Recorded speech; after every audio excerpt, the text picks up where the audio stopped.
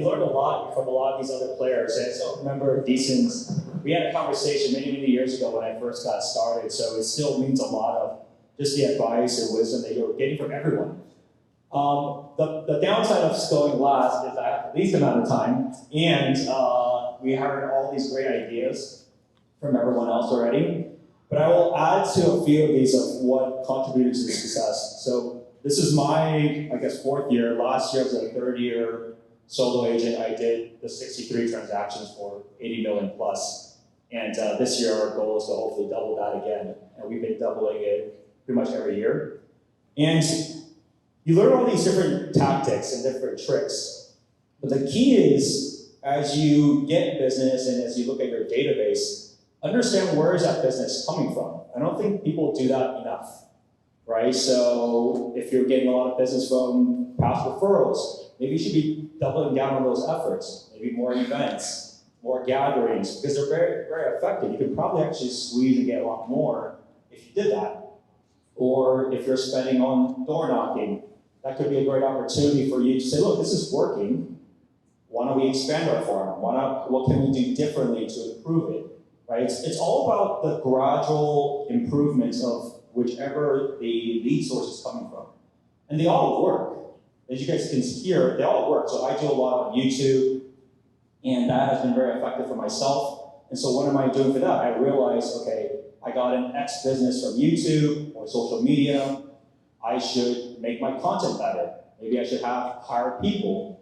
Because just do the math backwards. Everything has a return on it. Some may not make sense to do, so you may just cut that out completely. But others, if it's been effective, then double down, triple down on that. Because all of the processes and all the lead sources do work, right? As evidence, as we all heard.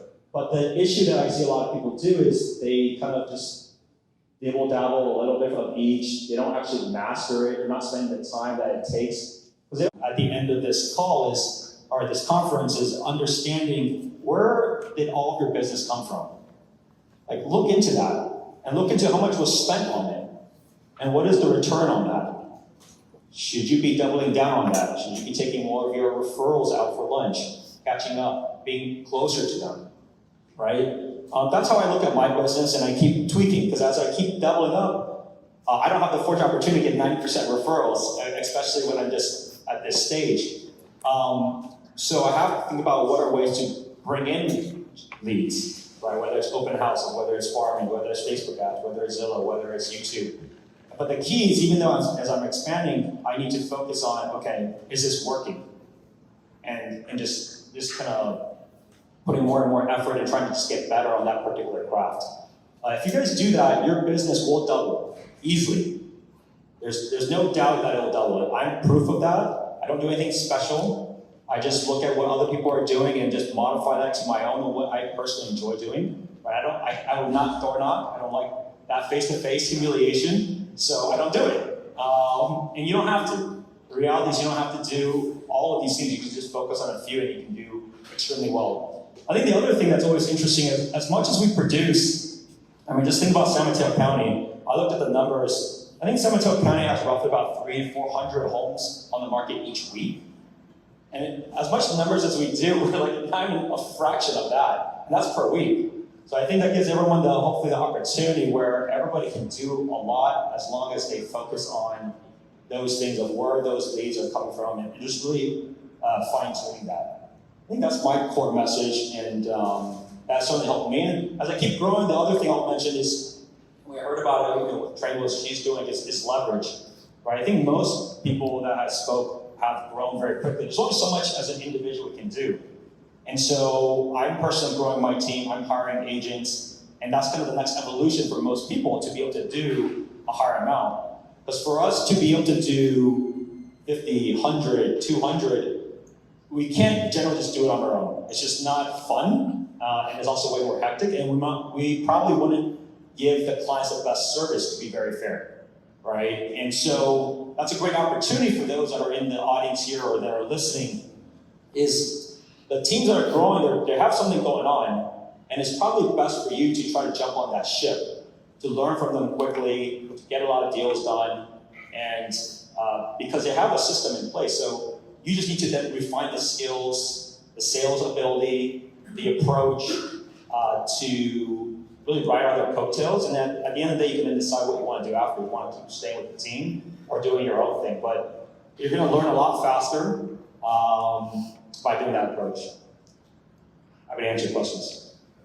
I just have a question regarding your follow-up. I heard that you do a real thorough job about following up and the different lead sources. Who do you use as your CRM? What do you do with follow-up? Is it automated? Just to give us some insight on that. So we heard a lot of different ones, and the reality is they're all good, right? Follow Boss, Chime. I use Zero Interactive. They all high level do the same things. The question is, are you using it the correct way? And one of the best things about these better CRMs is they do have different follow-up systems. So they have one which is a manual follow-up, so you can schedule that accordingly. And then you have others that are more automated, so send text, emails, numbers automatically. The approach generally is, it depends on where your dialogue and your conversations are with that individual, right? So like as Disen mentioned, it's not about checking in anymore. It's about like, how do we add value? Especially right now, it's a very competitive market. People have given up more than ever before, and it's the reality. I mean, it's been pretty drastic as what has happened in the last 2 months.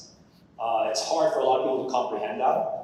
And so your goal is to try to add value. Maybe it's some home that's upcoming. Maybe it's some home that's open to early offers. Right? These are conversations that are ways for you to deliver value, or this is what's happening with the market.